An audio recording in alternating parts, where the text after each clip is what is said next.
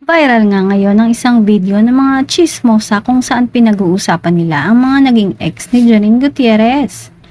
Hindi pa malinaw kung saang bahay ito nakuhanan or kung kaninong bahay.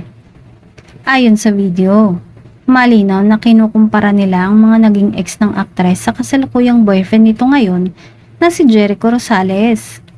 Ang sabi pa ng hindi kilalang boses at hindi din matukoy kung sino ang mga ito, ay mas mabait daw si Jericho kumpara sa dating boyfriend na malakas daw mag-inom at medyo may pagkabastos daw. Hindi tulad ni Eko na gentleman at sweet at talagang caring daw kay Janine. Hindi naman maikakailang mas bet nila si Jericho kaysa sa naunang boyfriend ni Janine. Binanggit pa nga nila yung nauna pang ex ni Janine na si Rayver Cruz bago yung huling ex. Sino kaya ang mga taong ito at kilalang kilala nila ang mga naging ex ng aktres?